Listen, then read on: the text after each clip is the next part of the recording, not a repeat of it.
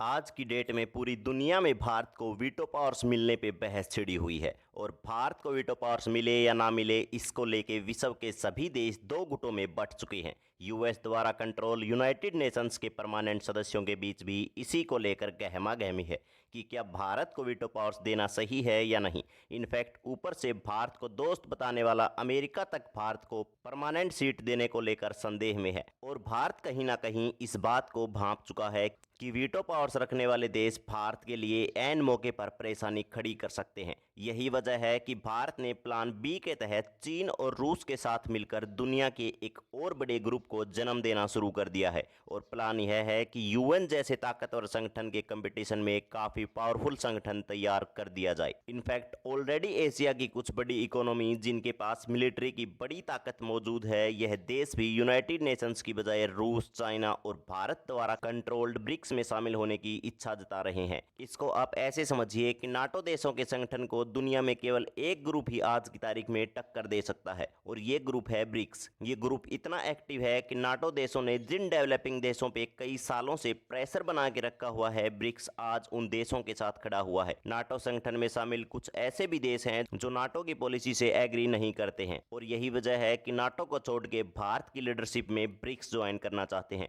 अगर आपने गौर किया हो तो आजकल रसिया, भारत और चाइना को एक साथ करके कई सारी अपडेट सामने आ रही हैं और इसका रीजन ये है कि ये तीनों देश ब्रिक्स के मेजर सदस्य हैं और इस ग्रुप में अब टर्की भी आना चाहता है और इसका प्रस्ताव ऑलरेडी टर्की सामने रख चुका है। ब्रिक्स और नाटो पावर क्या है और क्यों टर्की नाटो को छोड़ के ब्रिक्स के ग्रुप में आना चाहता है, आइए इसके बारे में हम डिटेल से समझते हैं। लेकिन आगे बढ़ने से पहले प्लीज वीडियो को लाइक करें और चैनल को सब्सक्राइब करें। यह आपके लिए केवल एक सेकंड का काम है लेकिन इससे हमारी काफी बड़ी मदद होती है और हमें हौसला मिलता है। दरअसल कई सालों से भारत वीटो पावर्स के लिए कोशिश कर रहा है और इसके लिए भारत यूएन ग्रुप के परमानेंट मेंबर के साथ पिछले कई सालों से डिस्कशन में शामिल है। भारत नेटो पावर्स इसलिए चाहता है जिससे भारत के पास ग्लोबल पॉलिसीज को अपने हिसाब से ढालने की ताकत आ सके और भारत हर उस प्रस्ताव को आने से रोक सके जो भारत जैसे डेवलपिंग देशों के खिलाफ हो। वीटो पावर्स अभी केवल दुनिया के 5 देशों के पास है और यह देश है यूनाइटेड स्टेट्स, चाइना, रसिया, फ्रांस और यूनाइटेड किंगडम। सीधे शब्दों में वीटो एक तरह की स्पेशल पावर है जिसका इस्तेमाल ऐसे रूल्स और प्रस्तावों को पारित करने में हो सकता है जो शायद कई देशों के खिलाफ हों। लेकिन इन पावर्स की वजह से ये 5 देश कोई भी फैसला बिना किसी रोक टोक और बिना किसी सलाह के ले सकते हैं। कमाल की बात यह है कि पांचों देश यूएस द्वारा कंट्रोल यूएनएससी यानी कि यूनाइटेड नेशनल सिक्योरिटी काउंसिल के परमानेंट मेंबर्स हैं। भारत को परमानेंट सीट मिल जाए इसको लेकर रूस, फ्रांस और सिंगापुर जैसे कुछ और देशों ने अपना पूरा समर्थन दिखाया है। अब यूएस भी भारत को परमानेंट मेंबर बनाने के हक में है लेकिन यूएस किसी भी सूरत में भारत को वीटो पावर्स नहीं देना चाहता। इनफैक्ट एक रिपोर्ट में सिंगापुर ने यह तक कह दिया था कि भारत को परमानेंट सीट मिल सके इसलिए यूके को अपनी सीट छोड़ देनी चाहिए।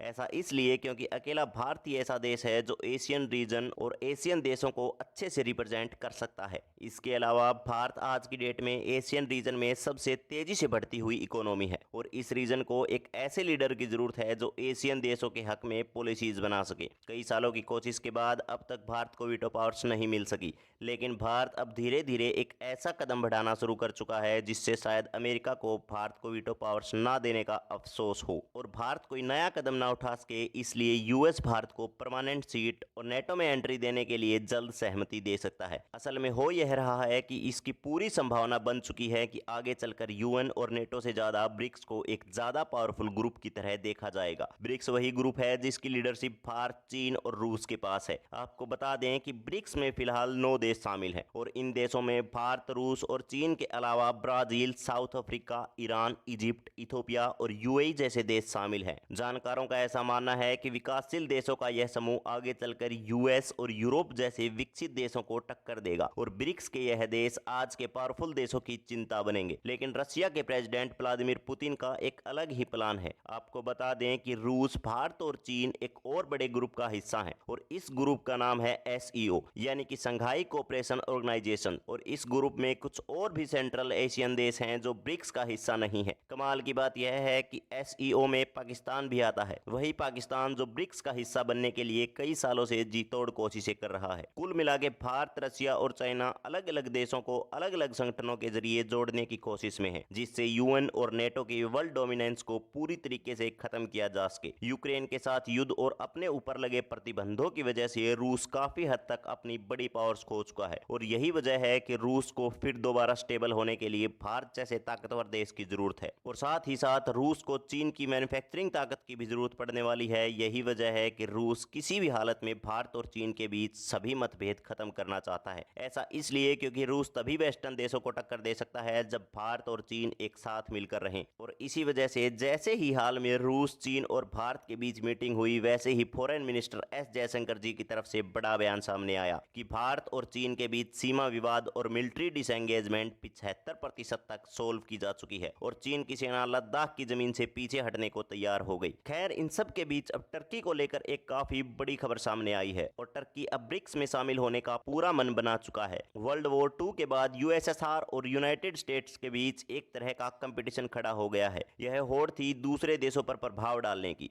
और दुनिया के बाकी देशों को अपनी तरफ खींचने की। यूएसएसआर और यूनाइटेड स्टेट्स ने अपना प्रभुत्व जमाने के लिए दूसरे छोटे देशों को लड़वाना शुरू कर दिया, जिससे कोल्ड वार का नाम दिया गया। और एक ऐसा टाइम आया कि यूनाइटेड स्टेट्स को इस बात का खतरा महसूस हुआ कि इसकी वजह से वर्ल्ड वॉर 3 शुरू हो सकता है। अपने आप को और मजबूत करने के लिए यूनाइटेड स्टेट्स ने नेटो ग्रुप बनाया, जिसमें 32 देश शामिल थे और इस ग्रुप का मानना यह था कि नेटो ग्रुप में शामिल किसी भी देश पे हमला होता है तो पूरा नेटो ग्रुप शामिल है। अगर किसी एक देश पे भी हमला हुआ तो बाकी के 31 देश भी उस देश के लिए लड़ेंगे। जैसे ही नेटो ग्रुप बना, वैसे ही यूएसएसआर ने जवाब में 8 देशों का ग्रुप बनाया। 1991 तक आते आते यूएसएसआर ग्रुप टूट गया और यूएसएसआर के टूटने के बाद 15 नए देश बने। इसमें रूस सबसे बड़ा और ताकतवर देश बना। रूस ने अमेरिका की आइडियोलॉजी पे काम करना शुरू किया और दुनिया के अलग अलग देशों को एक साथ जोड़ने लगा। इसी वजह से आज ब्रिक्स और एससीओ जैसे संगठनों की नींव रखी गई है। खैर, टर्की भी इसी नेटो ग्रुप का हिस्सा है, लेकिन वेस्टर्न देशों से विचारधारा ना मिलने की वजह से अब ब्रिक्स में आना चाहता है। आपको बता दें कि जो देश ब्रिक्स के अभी मेंबर हैं और जो इस ग्रुप में आने के लिए अप्लाई कर चुके हैं, उन देशों में विश्व की करीबन आधी पॉपुलेशन रहती है और टर्की के इस ग्रुप में आने से इस ग्रुप की सैन्य ताकत कई गुना बढ़ जाएगी और यह डेवलप्ड देशों के लिए बिल्कुल भी अच्छी खबर नहीं है। हालांकि यह भी सच है कि टर्की और भारत के बीच काफी बड़े विवाद हैं और भारत शायद टर्की को इस ग्रुप में लाने से बचे। बाकी आपको क्या लगता है कि टर्की के ब्रिक्स में शामिल होने से क्या भारत की परेशानी बढ़ सकती है? हाँ या ना, अपना जवाब कमेंट सेक्शन में जरूर बताएं। वीडियो को लाइक करके चैनल को सब्सक्राइब भी कर दीजिएगा। धन्यवाद। जय हिंद।